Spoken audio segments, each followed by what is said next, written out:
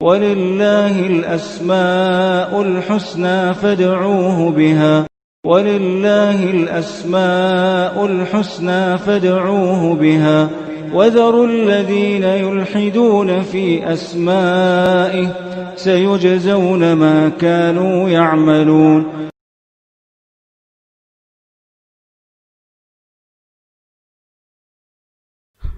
بسم اللہ الرحمن الرحیم الحمد للہ رب العالمین وبہ نستعین وصلی اللہ وسلم علی سید الانبیاء والمرسلین وعلی آلہ واصحابہ اجمعین ومن تبعہم باحسان الی یوم الدین، اما بعد۔ اسماء و صفات سے متعلق آج کا جو درس ہے وہ ایک اہم درس ہے، کیونکہ اللہ رب العالمین کی صفات سے متعلق ہم نے شروع دن سے کہا ہے کہ اللہ رب العالمین سے متعلق جو اس کے اسماء حسنہ ہیں، اس کی جو صفات ہیں یا اس کے جو افعال سے متعلق بات ہے، یہ نص سے ثابت ہونا ضروری ہے۔ وعلیکم السلام ورحمۃ اللہ وبرکاتہ۔ یعنی قرآنی آیات سے، احادیث مبارکہ سے۔ ایک حدیث ہے سندن ضعیف ہے، اس میں اللہ رب العالمین کا کوئی تعارف ہے تو ہم وہ نہیں لیں گے۔ اگر وہ حدیث ضعیف ہے اس اعتبار سے کہ ناقابل حجت ہے تو وہ دین کا حصہ نہیں ہے، اس سے ایک چھوٹا ایک عام جو فقہی مسئلہ ہے وہ ثابت نہیں ہو سکتا ہے، تو اللہ کے بارے میں کیسے ثابت ہوگا؟ حالانکہ اللہ رب العالمین کا تعارف ہو یا شریعت کا کوئی مسئلہ ہو، فقہی مسئلہ ہو، وہ چھوٹے بڑے کی بات نہیں ہے، لیکن رب العالمین کے تعارف کی اگر بات ہو تو سب سے بڑا معاملہ ہے وہ۔ تو ویسے ہی اللہ رب العالمین کا کوئی تعارف، اس کے اسماء حسنہ، اس کی صفات، یہ سب کتاب و سنت سے ثابت ہونا ضروری ہے۔ قرآن مجید کی ایسی کچھ آیات ہیں جن میں اللہ رب العالمین سے متعلق ایک بات کی جاتی ہے، کسی چیز کی نسبت اللہ کی طرف کی جاتی ہے، تو اس سے یہ معنی نہیں لیا جائے گا کہ وہ بھی اللہ کی صفت ہے۔ یعنی اللہ رب العالمین سے جوڑ کر کسی چیز کی نسبت اللہ کی طرف کی جائے تو اللہ رب العالمین کی صفت ہونا ضروری نہیں ہے۔ اللہ رب العالمین کی جو صفت ہوتی ہے، کبھی اللہ کی طرف اس کو اضافت دیتے ہیں، کبھی ایک مخلوق کی اضافت بھی اللہ کی طرف کی جاتی ہے۔ جیسے ہم کہتے ہیں بیت اللہ، بیت معروف ہے مخلوق، لیکن اس کی اضافت کس کی طرف دی گئی ہے؟ اللہ تعالیٰ کی طرف۔ قرآن مجید میں معروف ہے ناقۃ اللہ، صالح علیہ السلام کو دیا گیا ایک معجزہ۔ ناقہ مخلوق ہے اللہ رب العالمین کی، لیکن اضافت کس کی طرف ہے؟ اللہ سبحانہ و تعالیٰ کی طرف۔ تو اللہ رب العالمین نے کبھی اپنی جو اس کی صفت ہے، چاہے اس کی صفات ذاتیہ میں سے ہوں یا اللہ رب العالمین کی وہ صفات جسے ہم صفات فعلیہ کہتے ہیں، اس کی طرف اللہ رب العالمین کی طرف نسبت ہوتی ہے۔ جیسے ہم کہتے ہیں کلام اللہ، کلام اللہ کی صفت ہے وہ۔ جس طرح سے ناقۃ اللہ ہے ویسے ہی کلام اللہ ہے، جبکہ ناقہ مخلوق ہے، کلام اللہ کی صفت ہے۔ بات واضح ہو گئی؟ تو کسی بھی چیز کی نسبت اللہ کی طرف ہو تو وہ اللہ کی صفت ہے، ایسا ضروری نہیں ہے۔ بات واضح ہو گئی؟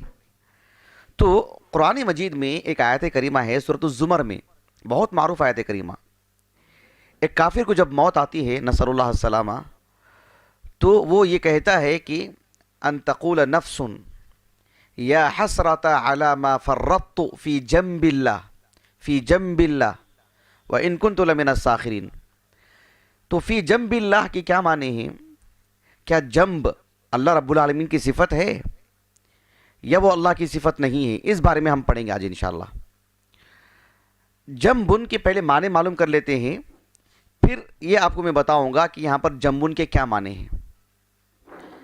جنبن، جیم نون با، اس کا جو بنیادی معنی آتے ہیں عربی زبان میں، بنیادی طور پر دو معنی آتے ہیں۔ یہ میں اتنی تفصیل سے اس لیے بتاتا ہوں میں آپ کو کہ عربی زبان کو ہم یا تو اردو زبان میں ڈھال کے سمجھتے ہیں، اردو زبان میں، انگریزی زبان میں، اپنی اپنی مادری زبان میں۔ ایسا نہیں ہے۔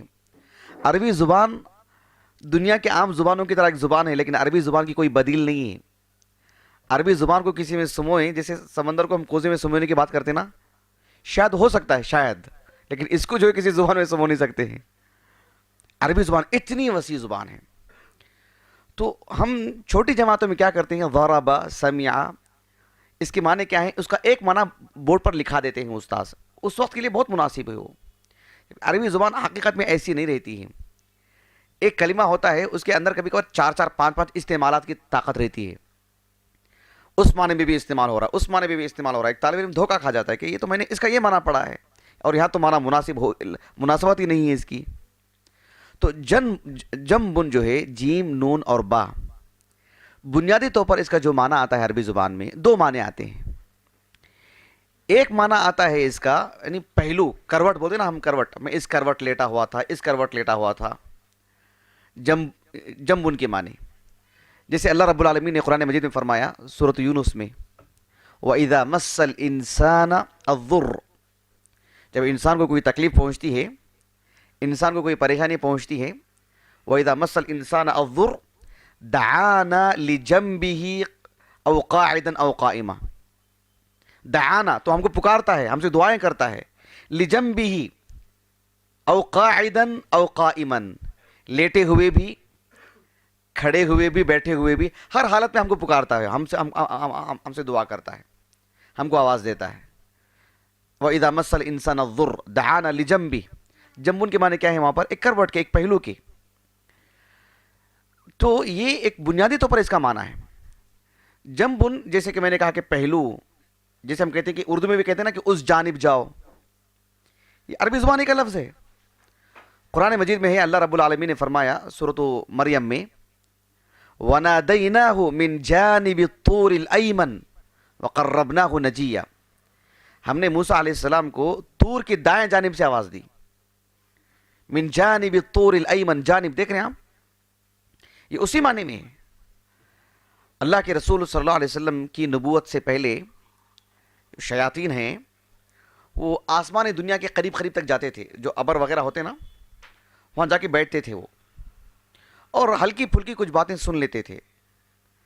جب رسول اللہ صلی اللہ علیہ وسلم کی نبوت سے متعلق کاروائی ہوئی اور آپ کو ابھی نبی بنانا ہے، تو اس سے پہلے سے ہی بہت سارے جو ہے مطلب چیزوں کو بندوبست کر دیا گیا. تو اللہ تعالیٰ نے کہا سورۃ الصافات میں، لا يسمعون الى الملأ الاعلى، جو ملأ اعلیٰ ہیں، جو آسمانوں پہ وہ آ کے اللہ تعالیٰ کی احکام اور اللہ تعالیٰ کی جو بھی نازل کردہ باتوں کا وہ لوگ تبصرہ کرتے تھے، باتیں کرتے تھے فرشتے آپس میں کہ کیا اللہ نے فیصلہ سنایا ہے، کیا اللہ کا حکم آیا ہے. پہلے سن لیتے تھے کچھ کچھ، کہا کہ اب لا يسمعون الى الملأ الاعلى، ملأ اعلیٰ جو ہیں ان فرشتوں کی یہ باتیں سن ہی نہیں سکتے. اب تو صورتحال ایسی ہے، وَيُقْذَفُونَ مِن كُلِّ جانب، اور تو ہر جانب سے اب ان پر شعلہ جو پھینکا جا رہا ہے، ہر جانب سے آگ کا شعلہ پھینکا جا رہا ہے ان کے اوپر. من کل جانب، دیکھ رہے ہیں ہم جانب کا معنی کیسے ہے. تو یہ ایک بنیادی طور پر جانب کا یہ معنی ہے کہ پہلو یا پاس. اس کا ایک معنی آتا ہے جیم نون با، اس کا جو بنیادی معنی ایک معنی آتا ہے البعد، دوری کا معنی، البعد. تو عربی زبان میں ایک شخص جو مطلب اپنی بیوی سے وہ ہم بستری کیا ہو یا اسے احتلام ہوا ہو، اس کو کہتے ہیں جنوبی، کہتے ہیں نا. کس اعتبار سے؟ اس لیے کہ وہ اب تک جو مسجد کے یا قرآن پڑھنے سے متعلق جو قریب تھا، اب اس سے وہ دور ہو جائے گا. اس کا معنی ہی آتا بنیادی طور پر البعد کا. سمجھے آپ؟ قرآن مجید میں ایک ساتھ یہ دونوں معنوں میں استعمال ہوا ہے. اللہ رب العالمین نے سورۃ النساء میں بیان فرمایا، وَاعْبُدُوا اللَّهَ وَلَا تُشْرِكُوا بِهِ شَيْئًا وَبِالْوَالِدَيْنِ إِحْسَانًا وَبِذِي الْقُرْبَى وَالْيَتَامَى وَالْمَسَاكِينِ، اس کے بعد کہا وَالْجَارِ ذِي الْقُرْبَى وَالْجَارِ الْجُنُبِ وَالصَّاحِبِ بِالْجَنبِ، ایک ساتھ. وَالْجَارِ الْجُنُبِ یعنی ایسا ہمسایہ، ایسا پڑوسی جو کہ اجنبی ہے آپ کا، اس کے بھی آپ کے حقوق بنتے ہیں، اجنبی پڑوسی. وَالصَّاحِبِ بِالْجَنبِ، اور ایک وہ ساتھی جو آپ کے ساتھ سفر میں ہے، قریب ہے آپ کے ساتھ جا رہا ہے وہ. ایک تو وہ ہے، ایک وہ پڑوسی جو کہ اجنبی ہے آپ کے لیے. تو پہلے میں بعد کا معنی آ رہا، دوری کا معنی آ رہا، دیکھ رہے ہیں آپ. والجار الجنوب، اجنبی کے معنی میں. اجنبی کون ہے؟ جو آپ کے لیے دور ہے، جو آپ کے قریب نہیں ہے. والجار الجنوب والصاحب بالجنب، جو بالکل بازو میں بیٹھا آپ کا پڑوسی، وہ ساتھی جو سفر میں ہے آپ کے. تو لفظ ایک ساتھ استعمال ہوا ہے اور اپنے دونوں معنوں میں. یہاں پر اس معنی میں جو پہلو اور اپنے قریبی کے معنی میں، ایک بعد دور کے معنی میں. بات واضح ہوگی آپ کو؟ تو یہ اس کا بنیادی معنی ہے. ابھی جیسے کہ میں نے کہا کہ بنیادی طور پر جو پہلا معنی آتا ہے اسی سے ہم اردو میں کہتے ہیں نا جناب، اسی سے وہ لفظ بنا ہے. تو پہلا جو معنی ہے جو ہم کہتے ہیں نا پہلو، قریبی، اس معنی میں. تو پھر جیم نون با جنبن، جنبن کا یہ بھی معنی آتا ہے کہ کسی کے حق میں، کسی کے بارے میں، کسی کا جو حق ہے یا کسی سے متعلق، یہ معنی بھی اس کے اندر آتا ہے. جیسے ہم کہتے ہیں فی جنبی فلان، یعنی ان کے حق میں انہوں نے ایسا کر دیا. بات واضح ہو گیا آپ کو؟ یہ اسلوب ہے عربی زبان کا، اس کو ہم اسی اعتبار سے سمجھنا پڑے گا. فی جنب اللہ یعنی اللہ کے حق میں، اللہ کے بارے میں، اللہ کے معاملے میں. فی جنب اللہ اللہ کے حق سے متعلق، فی جنب اللہ اللہ کی اطاعت سے متعلق، فی جنب اللہ اللہ کی قربت حاصل کرنے سے متعلق. سمجھے نا؟ یہ معنی ہے اس کا. تو جنبن اللہ کی صفت نہیں ہے. تو یہ جو حصہ ہے ایک جسم کا ایک حصہ ہے نا، یہ اس کو عربی زبان میں جنبن کہتے ہیں، جو ہمارا پہلو ہے. اللہ رب العالمین کے لیے عین آنکھ ثابت ہے، اللہ رب العالمین کے لیے اصبع انگلی ثابت ہے، اللہ رب العالمین کے لیے یدن ہاتھ ثابت ہے. اس کو ہم جسم کا ایک حصہ ایسا نہیں کہیں گے اللہ کے لیے. ہم کو کیا پتا اللہ رب العالمین کے لیے جسم ہے نہیں، ہم کو تو خبر نہیں دی گئی نا. نقطہ واضح ہو رہا آپ کو؟ اللہ کے لیے اتنا کہیں گے، اللہ کے لیے آنکھ ثابت ہے، ہاں اتنا ہی. اس کے ذریعے ہم پیشانی آنکھ کا ایک حصہ ایسا ہم ثابت کریں گے، یہاں گال ہیں، پھر ناک ہے، پھر جو آنکھ ہے، ایسے یہ سب پوری تصویر بنائیں گے نہیں. اللہ کے لیے کام ثابت ہے نہیں ہے، ہم نفی بھی نہیں کریں گے اور اس بات بھی نہیں کریں گے. ہم کو کوئی خبر ہی نہیں ہے. ہم کو اللہ سبحانہ و تعالیٰ سے متعلق جو بات کہی گئی ہے ہم اتنی ہی بات کہیں گے. اللہ سبحانہ و تعالیٰ کے لیے حقون، کمر کا بھی لفظ آتا ہے، صحیح مسلم کی حدیث ہے. تو ہم وہ ثابت کریں گے، اس کے ذریعے سے ایک دھڑ ثابت کریں گے؟ نعوذ باللہ، بالکل نہیں. یا ان سارے صفات کو ثابت کرنے سے جسم لازم آتا ہے؟ بالکل بھی نہیں. ہم اس کے مکلف بھی نہیں ہیں. امام ترمذی کو اللہ جزائے خیر دے رحمہ اللہ کتاب الزکات میں، آج میں نہیں بتاؤں گا، وہ بہت تفصیل سے کبھی بتاؤں گا انشاءاللہ، بہت تفصیل سے آپ نے لکھا ہے. ایسے معلوم ہوتا ہے کیونکہ بچے کو بٹھا کے سمجھائے ہیں، عام آدمی کو بٹھا کے سمجھائے ہیں. جبکہ امام الترمذی امام من الائمہ، بڑی شخصیتوں میں سے ایک ہے. امام بخاری، امام احمد بن حنبل جیسی ایک شخصیت ہیں، لیکن اس مسئلے کو اتنی تفصیل سے، اتنی باریکی سے سمجھائے ہیں، اس کے بعد بھی پھر کسی بیان کی، کسی وضاحت کی ضرورت نہیں ہے. اور نہایت اختصار کے ساتھ آدھے صفحے میں، آدھا صفحہ بھی نہیں، پو صفحہ، 4-5 سطروں میں، اتنی وضاحت میں بڑے یقین سے کہہ رہا ہوں آپ کو. بھلے ہی آج ہمارا موضوع نہیں ہے.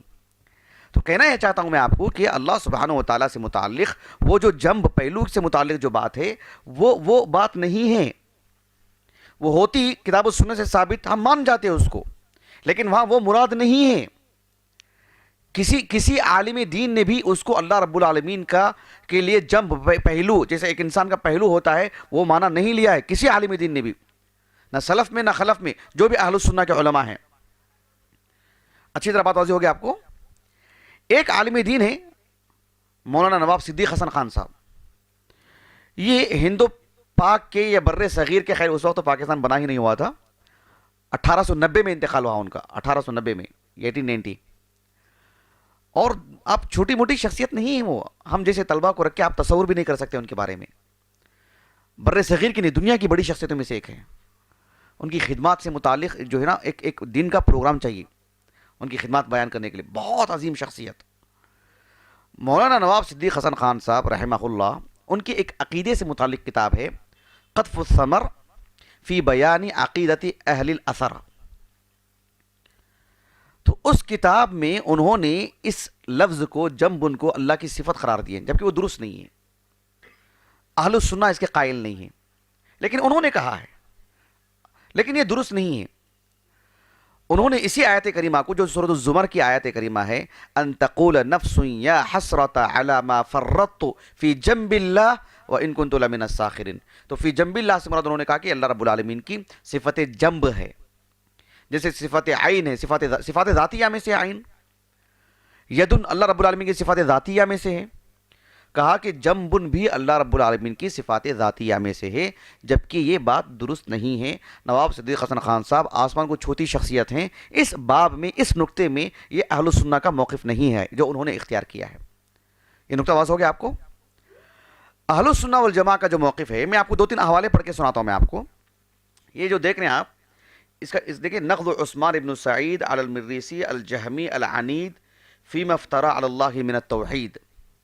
بشر المریسی ایک شخص ہے، عقیدے کے باب میں بہت فتور تھا اس شخص میں.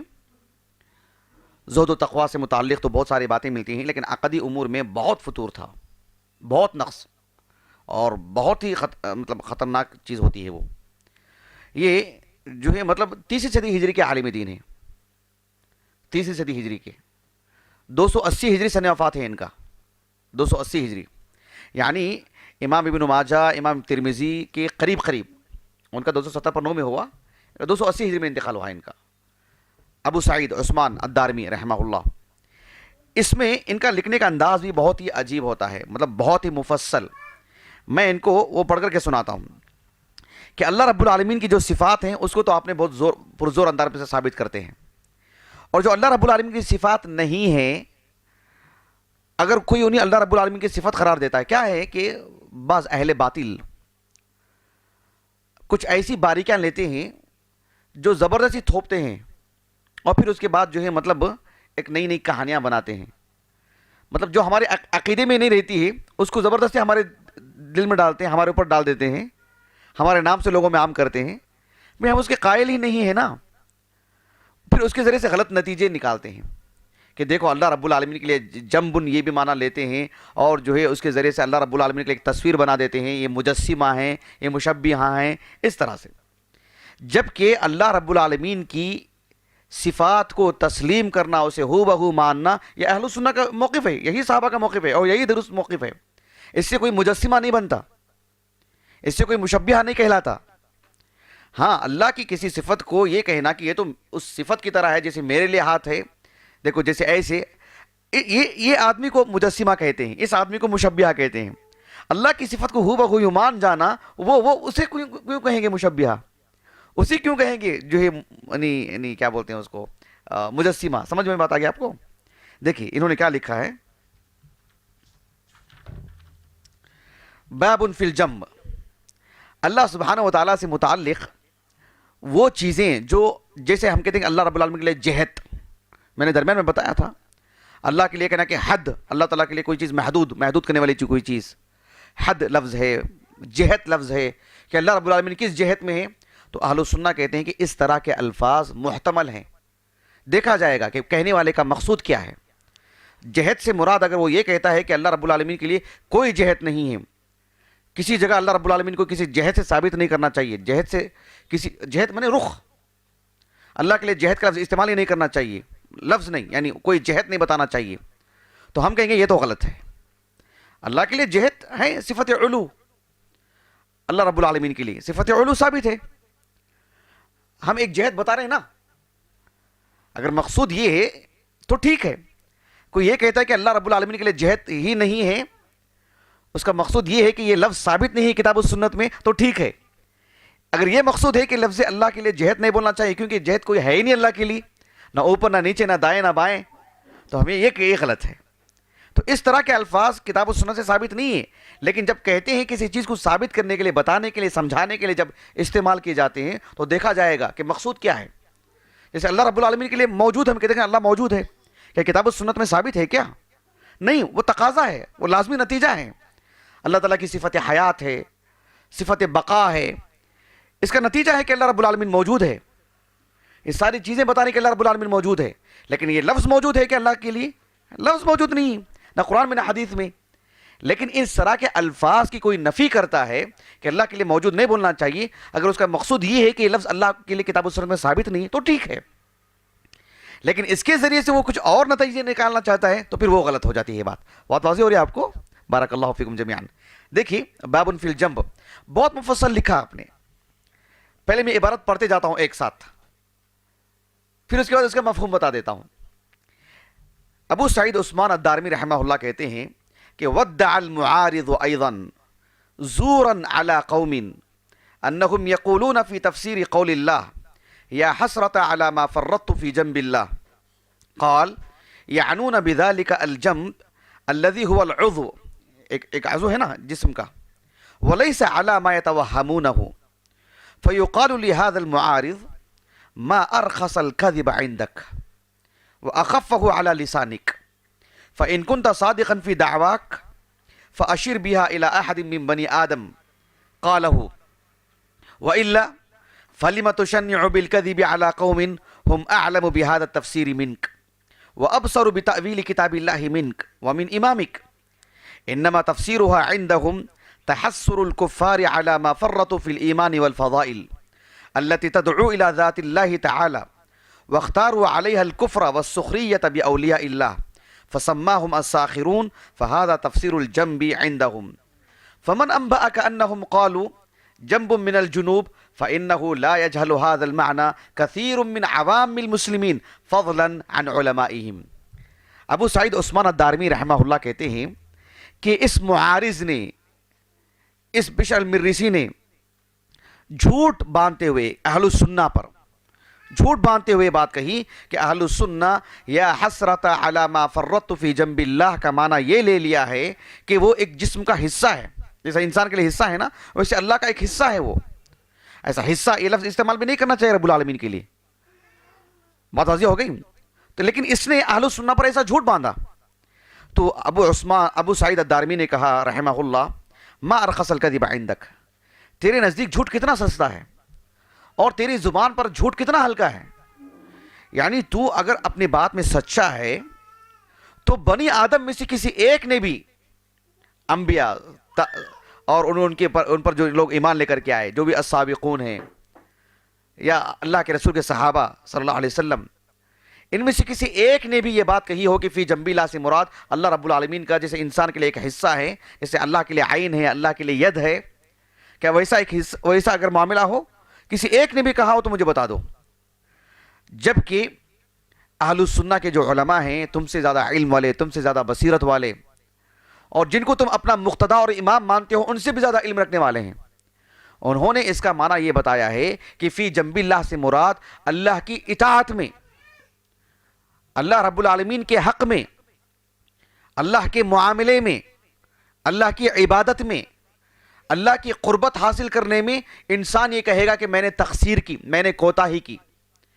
یا حسرتا یعنی ہے میری بربادی، افسوس، علی ما فرطت، جو میں نے تقصیر کی نا، جو میں نے کوتاہی کی نا، جو میں نے کمی کی نا، کس میں؟ فی جنب اللہ، ای فی امر اللہ، فی طاعت اللہ، فی طاعت اللہ کے معنی میں، اللہ کی اطاعت میں.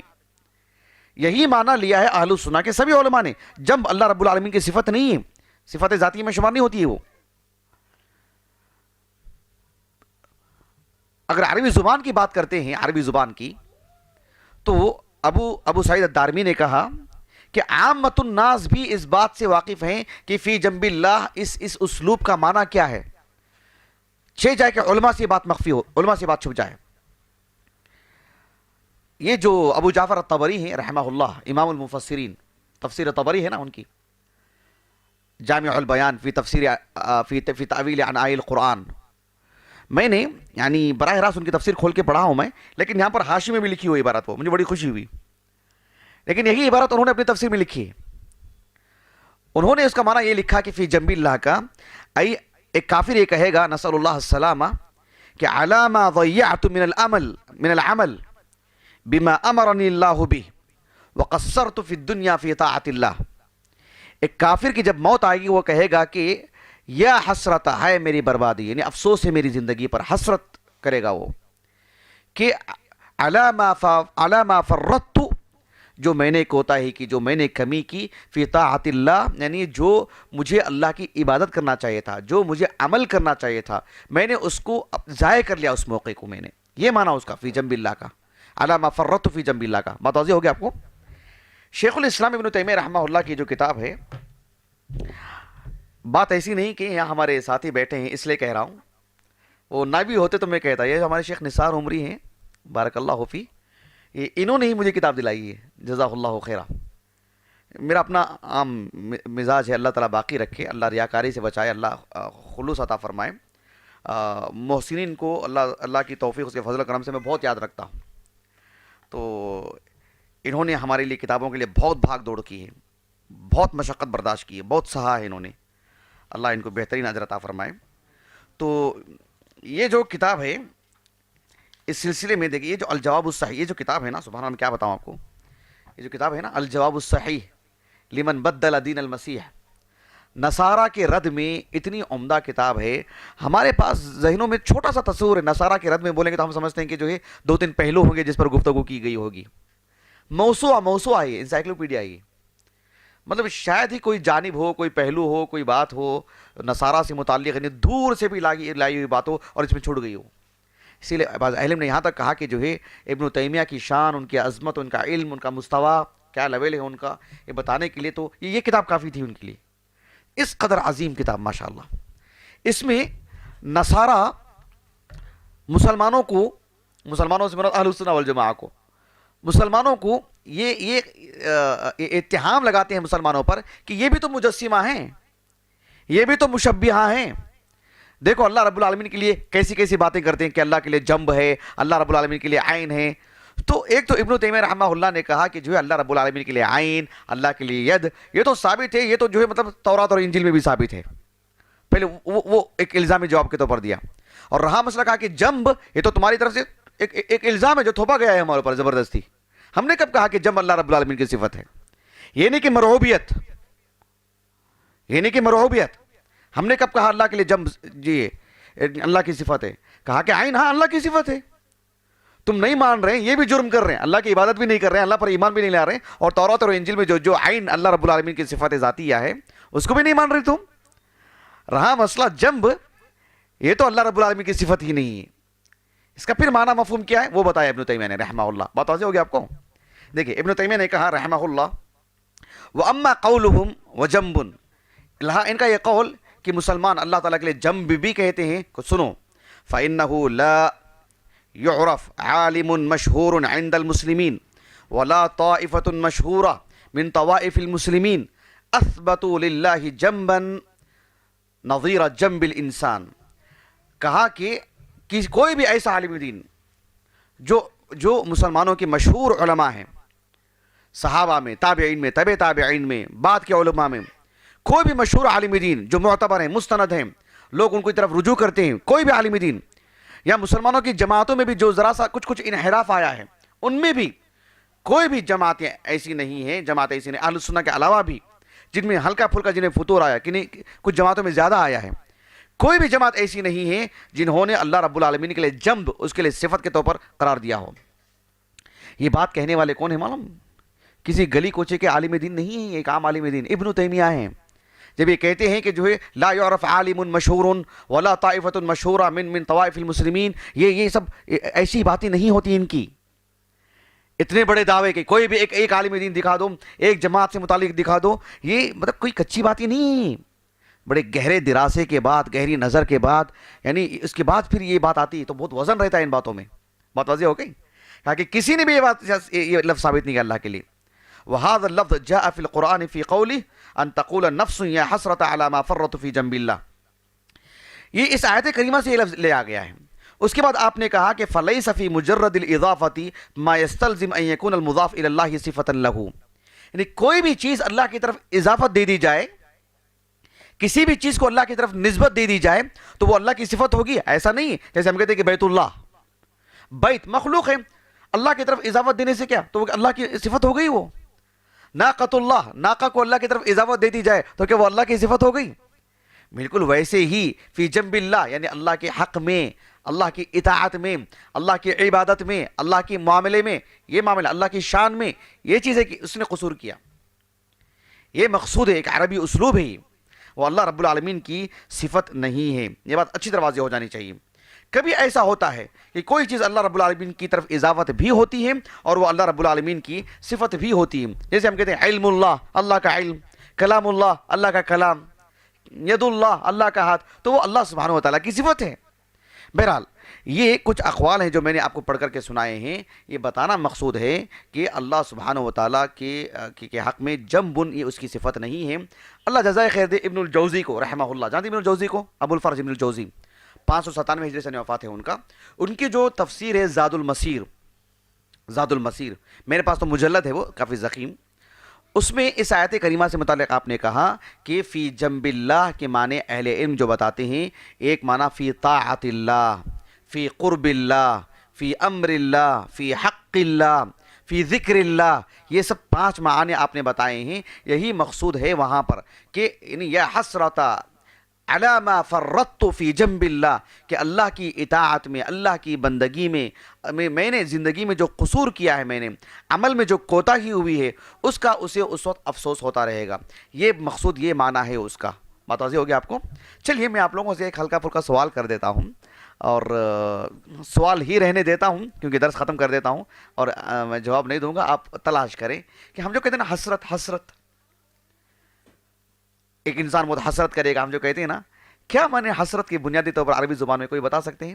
باتیں بتائیں. درس ختم میں کر دیتا ہوں، اور ایک طرح سے جو جن کو علم کی پیاس ہوتی ہے تو ان کے لیے ایک چبھنے والی بات ہی رہے گی کہ میں نے سوال کر دیا اور درس پہ میں نے جواب نہیں دیا، وہ کہیں بھی تلاش کریں گے انشاءاللہ.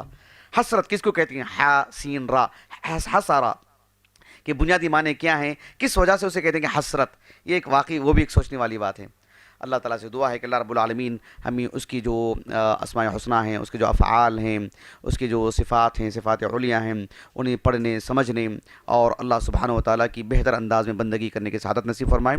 سبحانک اللہم و بحمدک، اشہد ان لا الہ الا انت، استغفرک و اتوب الیک.